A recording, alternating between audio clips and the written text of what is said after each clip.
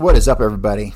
Thank you for tuning in to Corey Hughes' Bloody History. You gotta forgive me. I took the last couple of days off. I know it was a weekend and all, but I had a nasty toothache, and I still have this big freaking swelling in my gums on the right side. So I apologize for not doing a show yesterday, but I just needed to take a day off and be a vegetable. We're going to continue on with this, with Decker's exhibit, basically the sheriff's department statements from that day. It'll probably take us through tomorrow. We're on page 65 of 90. And we're at the statement of Buddy Walters, deputy sheriff. He's a person who's had a lot of suspicion on him over the years. So let's take a look, see what Mr. Buddy Walters has to say. I was standing at the front entrance of the Dallas Sheriff's Office when the motorcade with the President Kennedy passed by. I was watching the remainder of the president's party when, within a few seconds, I heard a retort, and I immediately recognized it to be a rifle shot. I immediately started running west across Houston Street and ran across Elm Street and up into the railroad yards. At this time, it was not determined if, in fact, this first retort and two succeeding retorts were of a rifle. However, in my own mind, I knew. Upon reaching the railroad yard and seeing other officers coming, I immediately went to the triple underpass on Elm Street in an effort to locate possible marks left by stray bullets. While I was looking for possible marks, some unknown person stated to me that something had hit his face while he was parked on Main Street, the lane south from Elm, as the traffic had been stopped for the parade. Upon examining the curb and pavement in this vicinity, I found where a bullet had splattered on the top edge of the curb on Main Street, which would place the direction of firing high and behind the position the president's car was in when he was shot. Due to the fact that the projectile struck so near the underpass, it was, in my opinion, probably the last shot that was fired, and had apparently went high and above the president's car. At about this time, word was passed through the crowd that the president had been shot, as well as Governor Connally. The only building that was likely to have a shot fired from it in this area was a Texas School Book Depository building in the northwest corner of Elm in Houston, which by this time was fast becoming surrounded by police officers. Upon returning to the front of this building, I met Alan Sweat, chief criminal deputy of the Dallas Sheriff's Office, and immediately escorted 5 witnesses to the shooting, which he turned over to me and took them to the Sheriff Bill Decker's office and placed them in custody of Deputy Harold Elkins until they could be questioned. At this time, Deputy Alan Sweat told me that a police officer had been killed in the area of Oak Cliff, somewhere on Jefferson Street. I immediately left the office with Deputies J.F. Ramsey and Deputy Frank Vrla, VRLA, and ran Code 3 to Oak Cliff. I received information by radio that there was a suspect in the Dallas Public Library, located at Marsalis and Jefferson. Upon arriving at this location, we were met by a number of other police officers, and we surrounded the library. It was then determined that the person inside the library was the wrong person. Upon getting back into our automobile, we started towards 10th Street, where the police officer had been killed in an effort to obtain further information, and then received radio information from Deputy Sheriff Bill Corson, Courson, who was also in the Oak Cliff area, that the suspect was in the balcony of the Texas Theater on West Jefferson. We arrived at this location within a few seconds and were met by many other officers. Upon proceeding to the balcony of the theater, I ordered the manager to turn on the house lights. Some unknown officer was holding a white man at the steps of the balcony, and I proceeded into the balcony. I looked over the balcony and saw a commotion in the center section near the back in the downstairs of the theater, and I hollered to the other officers, "He's downstairs." We all ran down the steps to the area of the commotion. When I reached the area of the commotion, it was hard to tell who had who, as there were so many officers in a melee on the floor between the seats. But I saw Officer Carroll of the Dallas Police Department standing on the other side of the melee of people, and I could see a gun on the floor with 2 or 3 hands on it. Okay! Jesus Christ! There we fucking go. Thank God. 6 fucking years that I've been fucking working on this, and this is what oh my God, I'm freaking out because this is a big fucking deal, because every other goddamn statement, I can't believe I never read this one before, every other fucking statement was like that Oswald pulled the gun, and they fucking argued over it, and they had it in their hands, and it was back and forth. This is the first time I've ever fucking seen that the gun was on the floor, and this does not put it in Oswald's hands, ever. This gun was never in Oswald's fucking hands, ever. He reached into the melee and pulled up on the people, and I believe it was Officer Carroll who reached down and got this gun. I am not positive it was Officer Carroll, but I believe it was. However, there was such a swarm of officers at the time, it's hard to determine. 4 or 5 officers then began carrying the subject towards the front of the theater, and I picked up my shotgun, which I had laid down in some seats away from the melee, and me, along with several other officers who had shotguns, proceeded outside and held the crowds back so the officers could put the suspect in the car. The crowds were pushing and yelling, "Kill the SOB, let us kill the SOB." The only thing I ever heard the suspect say was, "It's all over." After they left the area with the suspect, me and the officers who were with me got in our car and reported back to Sheriff Decker at this time. Sheriff Decker then ordered me, together with Deputy Harry Weatherford and Deputy J.L. Oxford, to go to a house at 2515 West 5th Street in Irving, Texas, and meet some officers from Captain Will Fritz's office. We arrived at the location, met Detectives Rose and Adamick from the Homicide Division of the Dallas Police Department. Upon getting to the residence, we were met by a Mrs. Michael Payne, and upon showing our credentials and advertising and advising who we were, she stated, "It's about the president being shot. We've been expecting it. Come on in." She informed us that the lady standing beside her was Mrs. Oswald. Mrs. Payne went on to explain that Mrs. Oswald spoke only Russian. However, she would interpret, and she spoke both English and Russian. Upon asking if suspect Oswald lived at this location, she advised that his wife and children lived there, but that Lee and his wife had been separated, and he did not live there. Mrs. Payne, that's the first lie from Mrs. Payne. Mrs. Payne gave us permission to search the house or do anything we wanted to, and she also, through interpretation, gave us Mrs. Oswald permission to do the same. Mrs. Payne then gave us a telephone number and stated that was the phone number of Lee Oswald. However, she advised she did not know an address where he was staying. At this time, I called Sheriff Decker and advised him of this, and he crisscrossed this telephone number, and he gave us an address of 1026 North Beckley. He advised he would dispatch other officers to cover this. About this time, Mr. Michael Payne came to this location. Mr. Payne works at Bell Helicopter Plant.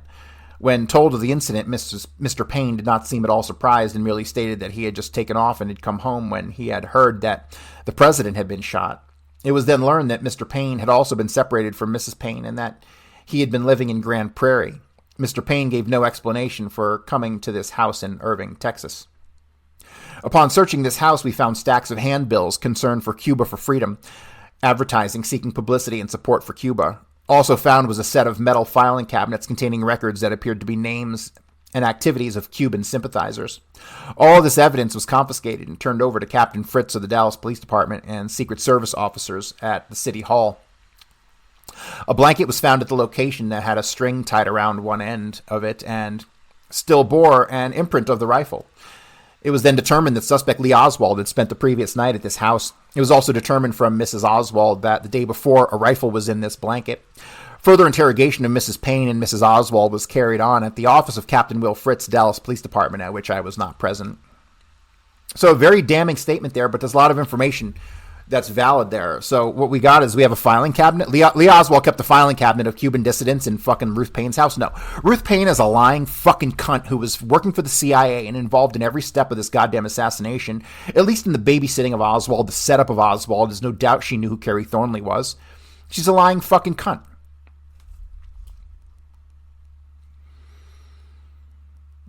All right. So the next thing here, we have looks like it'd be a statement, but it just says radio. Name of complainant, radio. 11/22/63. I just looked out the window of the radio room facing Main Street and watched the presidential parade pass as it turned the corner onto Record. I looked over in that direction, but I was unable to see any of the vehicles from my location. And about that time, I heard 3 loud reports, evenly spaced, which I presumed to be a rifle or a shotgun blast.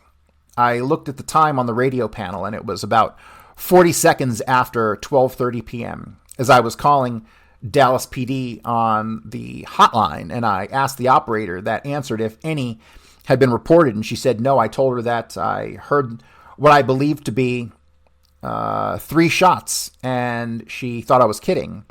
At that time, all the traffic officers at the intersection of Main and Record started running, and some were on their motorcycles with red lights and siren wide open, headed in the direction of the railroad area north on Elm. About that time, DPD called, advised that the president had definitely been hit, condition unknown, and was en route to Parkland, and the hospital had been advised to stand by. The DPD advised that Mr. Decker said to send every available deputy to the area of the railroad tracks north of Elm To my knowledge, everyone but Mr. Cruz, Mr. Damon, and myself went to the area to assist in the search for the suspected assassin. Squads 20, 25, 26, and various civil and constable units were en route also when Mr. Player advised that he was at the location and there were sufficient officers at the location and that other units were not believed to be needed at this time. All units were advised to stay in their cars for emergency traffic, and also there were a large number of reserve units on the air standing by. Mr. Ferguson came into the radio room and was assisting the traffic. Dallas PD advised that one of their men had been shot in the vicinity of Beckley and 10th Street. Squads 24, 26, and 25 and various other units proceeded to the location where it was reported that the suspect was believed to be in the library at that location. It was then reported that he was in the Texas Theater on Jefferson. They also advised that Officer Tippett was dead. Secret Service Unit 437 was I can't read what that says. Desiring to know the location. Mr. Lyndon Johnson, after several calls, located Mr. Johnson at Love Field at Air Force Number 1 and advised SS 437 of same. Grand Prairie called public service and said Mr. Cunningham called and said that there was a subject, white male, no further description, driving a 1957 Ford, green and white, Texas license DT4857, which was reported en route to Ranger, Texas, was involved in the assassination. All authority, Grand Prairie PD, was to broadcast a short while later. Tarrant County advised that the subject had been taken into custody in the downtown area of Fort Worth. We're talking about David Wayne House. Okay, David Wayne House, if you want to look that up, go ahead. Carrollton PD called on public service and said that someone had reported that the following vehicle had been parked near Harry Hines Circle for the last 3 to 4 days. Very shortly after the shooting, it was reported the vehicle left traveling north on Harry Hines at a very high rate of speed. Description as follows: red 1963 Chevy Impala bearing Georgia license 52J1033. This information was broadcast to all stations north. My relief, Paul Johnson, arrived about 2:10 p.m. and I stayed in radio room until about 6:45 p.m. Watson Radio. All right, so let me touch on something real quick. So this vehicle that left traveling north on Harry Hines at a very high rate of speed, description as follows: red 1963 Chevy Impala bearing Georgia license number. So, yeah, who in the cast of characters is from Georgia? Atlanta, more specifically. Who? David Leon Miller, of course. David Leon Miller, married to Mildred Miller, a.k.a. Mildred Click. Brother's name is Isidore Max Miller. These are the names that were being used by Dave Yaris and Lenny Patrick while they were in Dallas. Okay, so I believe the red license plate was definitely being driven by, the red car with the license plate from Georgia was definitely being driven by Dave Yaris. Because why? Dave Yaris obviously drove to Georgia, Atlanta, met up with David Leon Miller, then drove his car to Dallas. That's a lot of speculation there, but it makes sense. So that's my explanation for that there. All right, let's continue to move on. All right, so now we got a statement of Roger Craig. Remember, Roger Craig is the best worst witness that there is, or the worst best witness, whichever you'd like to describe it as, because his statements about seeing 3 shells under the window, I'm still conflicted on. I'm still very conflicted on. So, all right, November 23rd, Roger Craig. I was standing in front of the sheriff's office at 505 Main Street, Dallas, Texas, watching President Kennedy's passing the motorcade. I was watching the rest of the motorcade a few seconds after President Kennedy passed, where I was standing when I heard a rifle shot, and a few seconds later, a second and then a third shot. As the retort of the first shot, I started running around the corner. Officer Buddy Walters and I ran across Houston Street and ran up the terrace on Elm and into the railroad yards. We made a round through the railroad yards, and I returned to Elm Street by the turnpike sign, at which time Officer Walters told me that a bullet had struck the curb on the south side of Elm. I crossed to Elm with Deputy C.L. Lummy Lewis to search for a spot where a shell might have hit. About this time, I heard a shrill whistle, and I turned around and saw a white male running down the hill from the direction of the Texas School Book Depository Building, William Seymour. And I saw him, what I think was a light color Rambler station wagon with a luggage rack on top, pull over to the curb, and his subject who had come running down the hill get into this car. The man driving this station wagon was a dark-complected white male. No, he wasn't. He was Lawrence Howard. He's a fucking Mexican. I tried to get across Elm Street to stop the car and talk with the subjects, but the traffic was so heavy I could not make it. I reported this incident to a Secret Service officer whose name I do not know, and then I left this area. There was no Secret Service officer in that fucking area. And then I left this area and went to the building and assisted in the search of the building. Later that afternoon, I heard that the city had a suspect in custody, and I called and reported the information about the suspect running down the hill and getting into a car to Captain Fritz and was requested to come at once to City Hall. I went to the City Hall and identified the subject they had in custody as being the same person I saw running down the hill and getting into the station wagon and leaving the scene. All right, looks like that's the end of that statement. I need you to know there's no signatures on any of these statements, which is fucked up. All right, next is from Deputy Elkins, it appears. Information report. Offense from J.G. Odell. 11/23/63. I talked to the above subject by phone. He stated he thinks that the subject who was in custody on the murder of the president rode the same bus with him to Oak Cliff about 10 minutes after the parade was over. He saw the picture on TV of Lee Oswald. He rode the Bishop bus, which he caught near H.L. Green's. He said the man got on somewhere near Poydras and said, the president's been shot and the governor's been killed. He then sat down, didn't say anything else. He said the subject was wearing a dark felt hat and dark coat. Said the subject got off before the bus got to Bishop Street, but doesn't know exactly where. He told the complainant that he would call him if he needed any further. Okay, so the man he's describing is obviously the same man described by the bus driver, which would be... I'm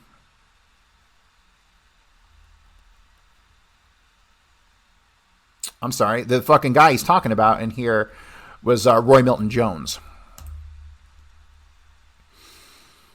All right, so assassination of President Kennedy from statement from Deputy Lummy Lewis. All right, so Lummy's notes are fucking priceless. All right, so Lummy's notes have some of the most incredible fucking shit in here ever, particularly one name.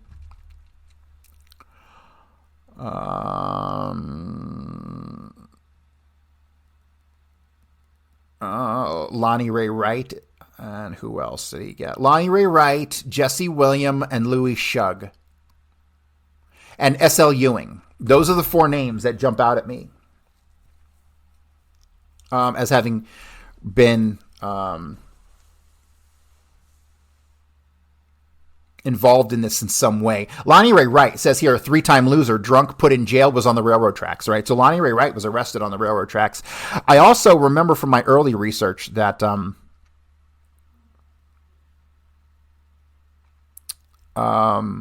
Jack Todd, Angelo Thomas Caston, and a couple other guys associated with Jack Ruby were also arrested up on the knoll. All right, let me get to the statement here from Deputy C.L. Lummy Lewis. I was standing on the sidewalk on Main Street in the 500 block, just east of Houston Street, when the motorcade passed and turned the corner onto Houston Street. In a few seconds, I heard 3 shots. I ran around the corner and came across Houston Street to Elm Street to the park. I saw some people there. I began to talk to them and got names and information. And then he lists all the people he talked to. He talked to Shurian Simmons, Jeannie Holt, Stella Jacobs. They work at the book depository. Then he talked to Bob Edwards, Ronnie Fisher, H.W. Betzner, Arnold Rowland, Barbara Rowland, Ronald Fisher,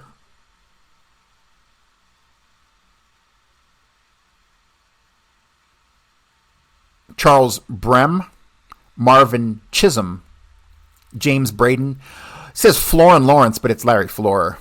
And here's the funny thing. Larry Florer gave the same phone number. This is one of the suspicious things about Larry Florer. Larry Florer gave the same fucking phone number as did where is his name at? Not Bob Edwards, not Jeannie Holt. One of these guys, was it Charles Bram? God, it's been a long time since I've looked at these fucking notes, but one of these guys gave the exact same phone number as Larry Florer. So I'm convinced Larry Florer was Ted Shackley. Totally convinced of that. The phone number in question, TA 1-2358. Let me see if I can't find that real quick. Oh, come on. Where is it at?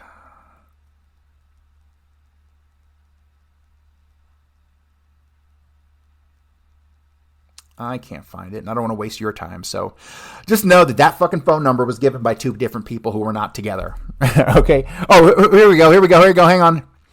It was, okay. Okay, so here it is. It's Larry Florer and Louis Shug. Both gave the same fucking phone number. One works for S.L. Ewing. The other works for the National Bank of Commerce. Right? So, what the fuck? Louis Shug is a guy who nobody knows who he is. There's nobody you can't find anything on Louis Shug. SCHUG. Jim, I dare you to find anything on Louis Shug. phone number TA12358, which is the same phone number that Larry Florer gave, T1-2358. God, these people are so fucking stupid. All right, moving on. Statement of Deputy Sheriff Luke Mooney. I was standing in front of the sheriff's office at 505 Main Street, Dallas, when President Kennedy and the motorcade passed by. Within a few seconds after he had passed me in the motorcade and had turned the corner, I heard a shot and I immediately started running towards the front of the motorcade, and within seconds heard a second and a third shot. I started running across Houston Street and down across the lawn to the triple underpass and up the terrace to the railroad yards. I searched along with many other officers this area when Sheriff Bill Decker came up and told me and Officers Sam Webster and Billy Joe Victory to surround the Texas School Book Depository building. As we approached the two big steel wire gates to the loading dock at the back of the building on Elm Street side, we saw that the loading dock had locks on it, and then I pulled the steel gates closed and requested of a citizen standing there to see that no one came out or went in until I could get a uniformed officer there, which he did. Officers Webster, Victory, and myself took to the building. Officers Webster and Victory took to the stairs, and I told them I would take the freight elevator. At the time I got to the elevator, two women who work in the building got on the elevator, saying they wanted to go to their offices. As the elevator started up, we went up one floor, and the power of the elevator was cut off. I got out on the floor with these women and looked around there. That's a weird thing. So it worked, and then it got cut off? Nah. It was off from 12:39 to 12:29 to 12:30, 12:31-ish. And then I took the stairs and went to the 6th floor. The officers Webster and Victory went up to the 7th floor. I was the only person on the 6th floor when I was searching it and was reasonably sure there was nobody else on this floor as I searched it and then crisscrossed it, seeing only stacks of cartons of books. I was at that time also checking for open windows and fire escapes. I found where someone had been using a skill saw and laying some flooring in one corner of this floor, and I went on to the 7th floor and was assisting in searching it out and crawled. Hang on a second. What floor were they doing the floor? It was supposed to be on the 5th and 6th. I searched it and crisscrossed it. And it was on the 6th floor. Then he went to the 7th floor and assisted in searching it and crawled into the attic opening.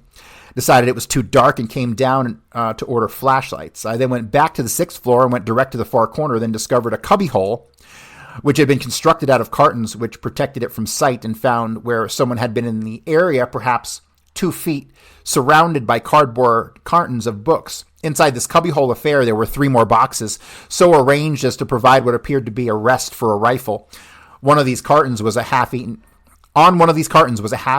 piece of chicken. Okay, this is a problem because the fucking chicken was on the 5th floor. The minute I saw the expended shells on the floor, I hung my head out of the window and signaled to Sheriff Bill Decker and to Captain Will Fritz, who were outside the building, and advised them to send up the crime lab officers at once that I had located in the area from which the shots had been fired. At this time, Officer Webster, Victory, and McGurley came over to this spot, and we guarded this spot until crime lab officers got upstairs within a matter of a few minutes. We then turned this area over to Captain Fritz and his officers for processing. At this time, I continued to search the 6th floor with many other officers, and within a few minutes, I heard Deputy Sheriff Eugene Boone holler out that he had found the rifle near the staircase between the rows of cartons. We continued to search the building for a suspect.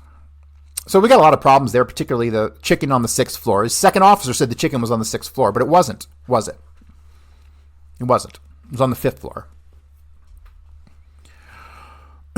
Statement of Deputy J.L. Oxford. November 22nd, 63, I was standing in front of the courthouse along with officers McCurley and Wiseman of the Sheriff's Department, and the president's car had just gone by. We stood there until the rest of the cars had passed. While we were standing there, we heard what I thought to be shots. Officer McCurley and myself ran across Houston Street across Elm down to the underpass, and when we got there, everyone was looking toward the railroad yards. We jumped the picket fence, which runs along Elm Street, and on over to the railroad yards. When we got over there, there was a man who told us that he had been seen smoke up in the corner of the fence. We went on up to the corner of the picket fence to see what we could find and search the area thoroughly. After we searched this area, we separated. Then I, with a couple of Dallas police officers, began searching through the cars in the parking lot.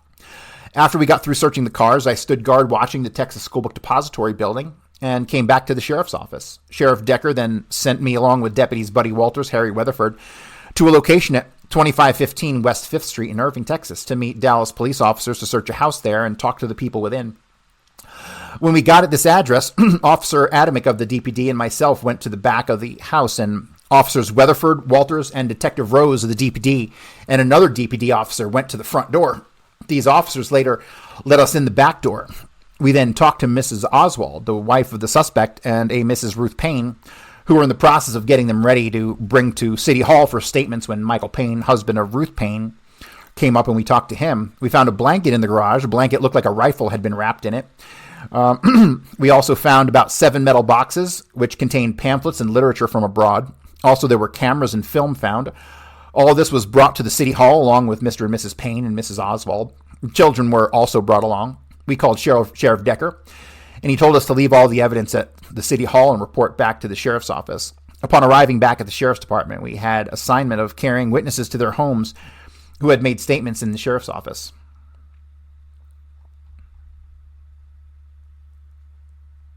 Nothing real interesting there. All right, next one. Alan Sweat, Chief Deputy. November 23rd statement. At approximately 12:30 p.m., Friday, November 22nd, 1963, I was standing with a group of deputy sheriffs about 30 feet east of the corner of Houston and Main on Main Street. The president's caravan had just passed about a minute or two, and I heard a shot, and about 7 seconds later, another shot. Approximately 2 or 3 seconds later, a third shot, which sounded to me like rifle coming from the vicinity of Elm and Houston Street. Several officers and myself from the sheriff's department ran around the corner and towards Elm Street in Houston were told that someone had shot at the president. A man by the name of Hester told Deputy John Wiseman that the shots had come from the old Sexton building. As we approached the building, we were told the shots came from the fence. Deputy Wiseman and a city officer went to the front door of the building, and I continued towards the railroad yard with Deputy Harry Weatherford, and I stopped where I could see 2 sides of the building, which was the west and south sides. Deputy Harry Weatherford went into the building through an open window on the first floor. Remember, Deputy Harry Weatherford didn't go into that building on the first fucking floor until at least after 12:38, right? So we have a big gap here in this statement. On the far side of the building, opposites were some DPD officers. At the same time, I was told the president had been shot and that the Governor Conley had also been shot. Officers started coming to the scene, and approximately 15 deputy sheriffs and a number of DPD officers were at location. At the time, Inspector Sawyer of the DPD came to the front of the building and started taking names of witnesses, and I suggested to Inspector Sawyer that I get 2 deputies and send the witnesses to the sheriff's offices for statements instead of letting the witnesses leave the scene. Inspector Sawyer agreed, with this plan, and as the witnesses were brought together, they were taken directly across the street to the sheriff's office to wait until statements could be taken. While I was still at the front of the building, Deputy Sheriff Luke Mooney stuck his head out of the 5th floor window and at the northeast corner of the building and stated he had found some spent cartridge cases, and he was told to let them remain untouched until DPD Crime Lab arrived. Shortly after, a DPD officer brought a boy in a sport coat up and said, "Here's the man that had done the shooting." As officers started to question him, the crowd began to talk and pass the word around that this was the individual that had shot the president. You're talking about Amos Eunice. At that time, in the company of city officers, I sent 2 deputy sheriffs to take this man into custody and take him to sheriff's office. Also, Inspector Sawyer was informed of this, and he sent a DPD detective to the sheriff's office to talk to the boy. At this time, Sheriff Bill Decker arrived at the location where I was standing, and I informed him as to what had been done up to that time. I then returned to the sheriff's office to coordinate the taking of statements and see that all persons that were in the office gave statements. I separated certain witnesses whom seemed to have more facts than others and turned them over to Mrs. Rosemary Allen of the Dallas Sheriff's Office, Mr. Wallace Heitman of the FBI, and Mr. Forrest Sorrells of the Secret Service, and they took witnesses to the polygraph room of the sheriff's office where they obtained statements. At approximately 1:30 p.m., I received word that a police officer had been shot on Jefferson Street in Oak Cliff, and the suspect was supposedly at large in the area. I immediately dispatched Officers Buddy Walters, James Ramsey, and Frank Verla to the scene of the shooting. Officer Bill Corson of the sheriff's office joined them in the Oak Cliff. Apprehension was made of the suspect in the Texas Theater, and the suspect was turned over to the Dallas Police Department. After this, we correlated all statements, getting copies separated in separate files. Then sent a complete set of all statements taken to Captain Fritz of the Dallas Police Department. Why none of these fucks signed any of these statements, I really don't know. All right, page 3. During this time, Deputy Bill Wiseman brought in 2 girls to me with some pictures they had taken. He's got to be talking about Gene Hill and Mary Mormon. One picture was taken just shortly before the shooting of the president, which showed the Sexton building in the background. This picture was turned over to Secret Service agent Patterson, who gave the woman his card advising her that the picture would be returned to her. I also received copies of pictures taken from a witness by the name of Betzner Jr., which have been included in the files of this case. I've contacted all deputies to come in on this date and make their supplements of activities during the day of November 22nd, 63. I still have in my custody all original statements, supplements, and copies of pictures by Betzner subject. That's from Alan Sweat. All right, next one, another one from Buddy Walters. Reference the death of the president, 11/23/63, Mr. Decker. About 8 a.m. this morning, while in the presence of Alan Sweat, I talked to Sorrells, the head of the Dallas Secret Service. I advised him that for the past few months at a house at 3128 Harlandale, some Cubans had been having meetings on the weekends and were possibly connected with the Freedom for Cuba Party, which Oswald was a member. Then on 11/26, he goes, I don't know what action the Secret Service has taken, but I learned today that sometime between 7 days before the president was shot and the day after he was shot, these Cubans moved from this house. My informant stated that subject Oswald had been to this house before. Jim, if you could pull everything on 3128 Harlandale. The Harlandale address is something I never really put much time into. It was always kind of irrelevant. It's maybe a little side story. Maybe some of the guys met there. Maybe they didn't. I mean, it didn't really come into my calculations at all. So, all right, next one from John Wiseman, November 23rd. Deputy Sheriff. I was standing in front of the sheriff's office at 505 Main Street, Dallas, when the president passed and the car went around the corner and a few more cars had passed when I heard a shot and I knew something had happened. I ran at once to the corner of Houston and Main Street and out into the street. When the second and third shots rang out, I ran on across Houston Street, then across the park where a policeman was having trouble with his motorcycle, and I saw a man laying in the grass. This man laying on the grass said that the shots came from the building as he was pointing to the old Sexton building. I talked to a Marilyn Stitzman, it's Abraham Zapruder's assistant, 202 South Lancaster, who said her boss, Abraham Zapruder, RI 86071, had movies of the shooting. She said the shots came from that way. She pointed to the old Sexton building. I ran at once to the Sexton building and went in. I asked some woman how many doors led out of the building and said 4. I left the building, found some DPD patrolmen, and we came back to the building. I ran up the stairs, and the patrolman started trying to get more help to search the building. I went up the stairs to the 7th floor and started up into the attic and noticed that the door of the roof was locked on the inside with a gate-type hook latch. I stopped and started back down the stairs, taking a quick look on each floor. I met more officers on the 2nd floor, and then in a few minutes, the place had maybe 50 officers in it. A better search was started floor by floor. About the time we got started on the 5th floor, Deputy Sheriff Luke Mooney found some spent holes. An officer of the Dallas Police Department told us to see if we could find the rifle. As we worked our way across the room, which was filled with boxes, we got to the front of the stairway. When Deputy Sheriff Boone said, "Here's the gun," it was about 4 feet in front of me in the aisle, which I was working. Deputy Boone stayed at one end of the aisle where the gun was spotted, and I stayed at the other end of the aisle so that nothing would be touched. Officer Day, the DPD crime lab, and came and took pictures of the gun and its hiding spot behind the boxes, and then it removed it from this spot. I then left the building, and it came back to the sheriff's office to talk with witnesses. A Mrs. Mary Mormon was in the office with a picture of the president getting shot. I asked her if she had any more pictures, and she said she did. I got all these pictures, and I looked at them, and then one in picture, Mrs. Mormon had taken a picture of the lead motorcycle officer. In the background of his picture was a picture of the Sexton building and the window where the gunman sat when doing the shooting. I took this picture to Chief Criminal Deputy Sheriff Alan Sweat, who later turned it over to the Secret Service Officer Patterson. I then obtained sandwiches and coffee and brought them all to the witnesses that were in the offices. All right. Well, it looks like we're going to get through this today. We're on page 84 of 90, so we'll just continue on and wrap this thing up. All right, November 24th. Who's this from? Jesus, this is a long one. From McCoy. I don't know who McCoy is, but it's from him. All right, Mr. Decker, I had received several long-distance calls from people all over the United States. The same person called 3 times from New Jersey. I might add that he sounded to be quite drunk and stated he had been to Texas during World War II and stated that he thought a lot of people here and he wanted to let us know. He felt very sorry for all of us. And one lady called from California, said she let me know what she thought of the whole state of Texas and the people who lived there. One man called from Pennsylvania, stated he had heard what kind of people we were, and that he was a leader of 14,000 Negroes, that they were all coming to Texas and get his bunch of barbarians straightened out. However, the majority of people were very nice and just wanted us to know that they felt very sorry for us and wanted to know if the officers were sure that they had the right man. When you called the office at 2 a.m., I had not received any threats on the life of Oswald, but at that time you mentioned the fact that you thought that Oswald should be transferred from the city jail while it was still dark, and you wanted to know about what time it was daylight. And I told you that it was daylight approximately 6:30 a.m. or 6:45 a.m., and you asked me to call at 6 a.m. and would see about getting Oswald transferred while it was still dark. At approximately 2:15 a.m., I received a call from a person that talked like a white male, and he stated that he was a member of a group of 100, that he wanted the sheriff's office to know that they had voted 100% to kill Oswald while he was in the process of being transferred to the county jail,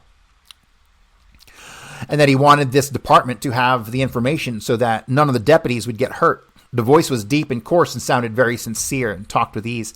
The person did not seem excited like some of the calls that we had received running down this department, the police department in the state of Texas, and he seemed very calm about the whole matter. Virgil and listened to part of the conversation.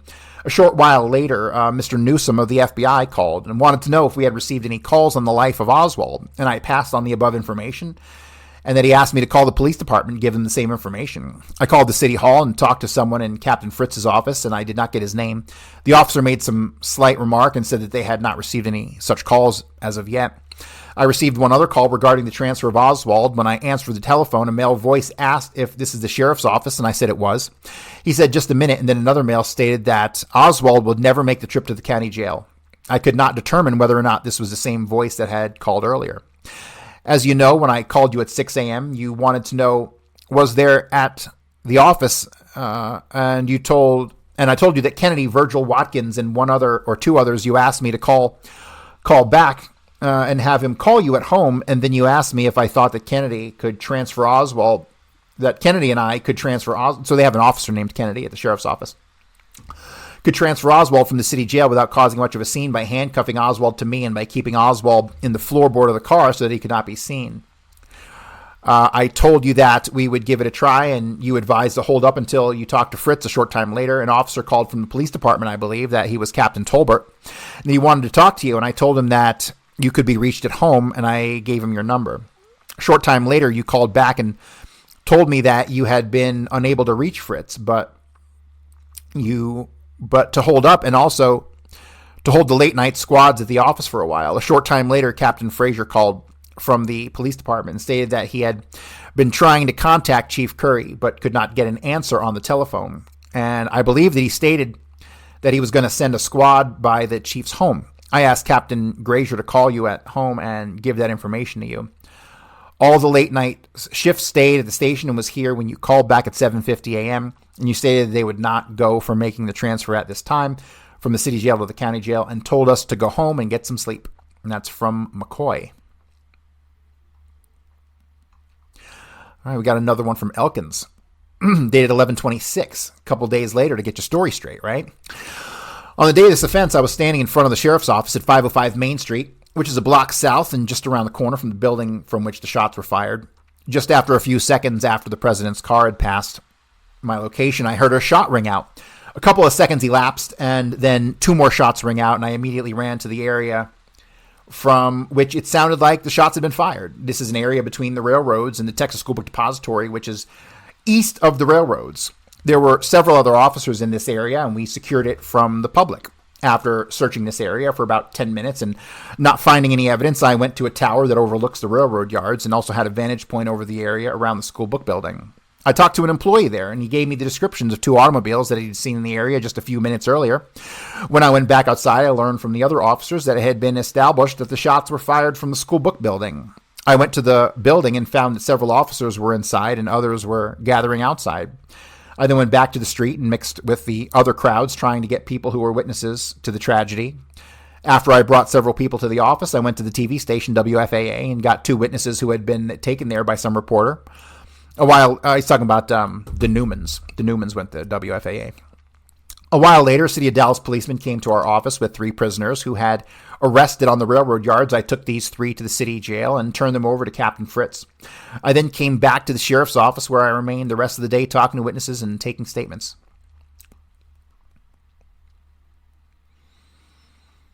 All right, next one.